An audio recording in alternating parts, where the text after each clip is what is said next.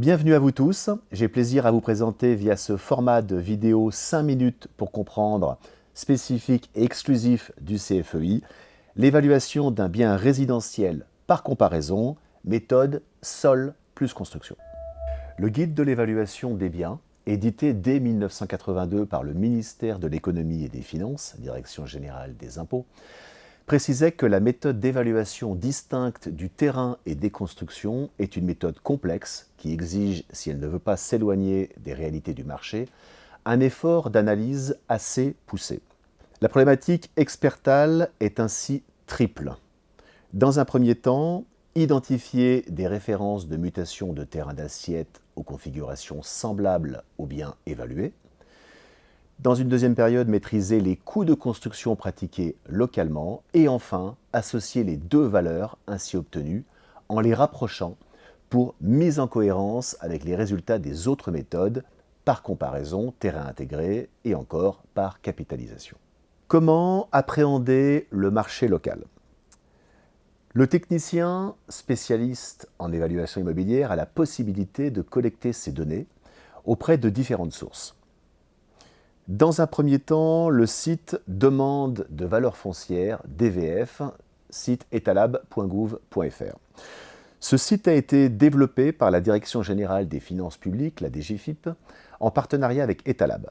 Il permet d'accéder aux éléments d'information détenus par l'administration fiscale pour les valeurs de cession déclarées.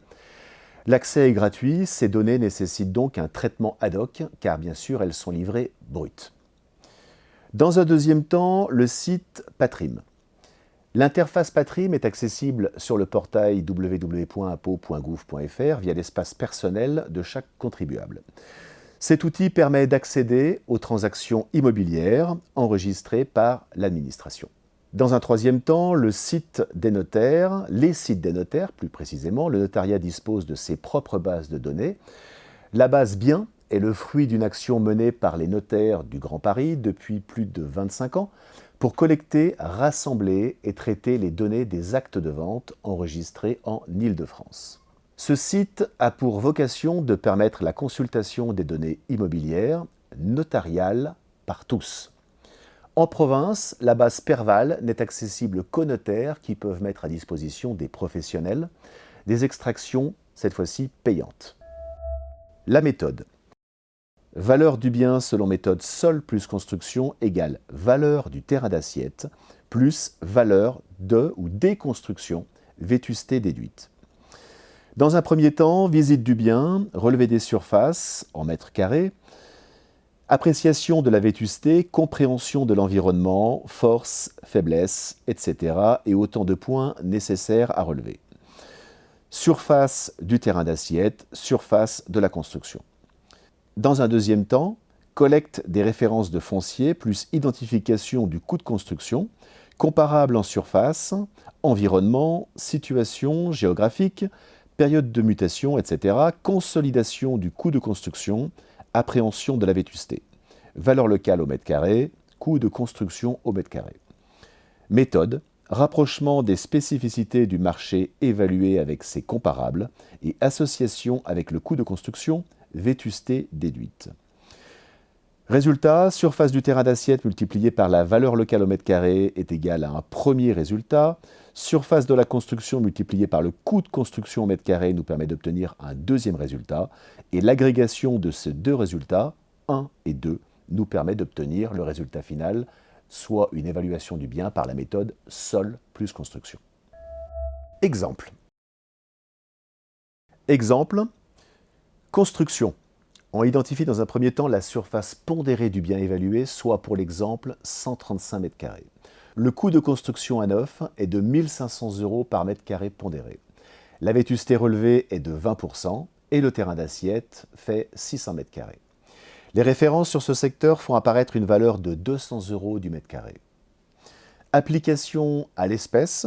Le terrain d'assiette du bien évalué est de 600 mètres carrés multiplié par 200 € du mètre carré, soit 120 000 €. On associe ensuite la valeur de la construction, 135 mètres carrés pondérés multiplié par 1 500 € du mètre carré, multiplié par 0,8, soit la vétusté, égale 162 000 €.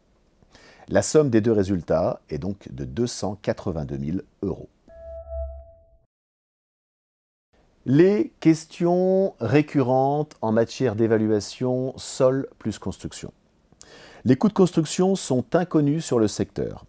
Un expert évaluateur est amené à se déplacer bien sûr sur des territoires vastes aux quatre coins de la France. Il ne maîtrise donc pas a priori les coûts de construction pour l'ensemble des localisations étudiées. Aussi, il convient de se renseigner auprès de professionnels locaux et des clients eux-mêmes pour des constructions édifiées récemment et aussi possiblement auprès d'économistes de la construction. Aussi, cette méthode est une méthode de recoupement, bien entendu, et la détermination du coût de construction peut se faire à rebours en fonction du résultat des autres méthodes. Comment appréhender la vétusté des constructions ? Le support de formation du CFEI, Centre de formation à l'expertise immobilière, livre un vétustomètre qui décompose la construction globale en 17 corps d'état distincts. En su, il est possible de raisonner en coût de travaux au mètre carré ou encore bien sûr de façon globale par retour d'expérience ou sur la base des nombres de devis que vous aurez pu demander au fil de vos évaluations. Le bien évalué est cette fois totalement atypique. Alors il convient de se rapprocher de typologies constructives similaires. Tout simplement, si le bien est d'exception, alors le coût de construction sera plafonné à son maximum, car certains biens ne peuvent pas être reconstruits à l'identique, ce qui est le cas des demeures d'exception, des demeures bourgeoises et bien évidemment des châteaux. Les mutations de terrain sont inexistantes sur mon secteur. Alors il est nécessaire d'élargir le périmètre de recherche à des communes plus ou moins avoisinantes. Dois-je ajouter un abattement sur la valeur du terrain pour encombrement à cause des constructions déjà existantes? Non. Cette approche fut à l'origine mise en avant par les services de l'État en charge des expropriations. Elle est malheureusement reprise d'ouvrage en ouvrage, à tort. Ainsi, aucun abattement n'est à retenir car c'est un non-sens de plus injustifié d'un point de vue économique. Merci d'avoir suivi ce petit module de formation, donc dans la série 5 minutes pour comprendre. Je vous invite bien sûr à suivre les autres vidéos qui sont disponibles sur la chaîne vidéo du CFEI, cfei.fr, mais également l'ensemble de nos formations en présentiel, et puis bien sûr les formations dispensées en distanciel sur les biens résidentiels, les biens professionnels, et l'ensemble des modules dédiés à la propriété commerciale, mais également à l'ingénierie foncière. Merci à vous.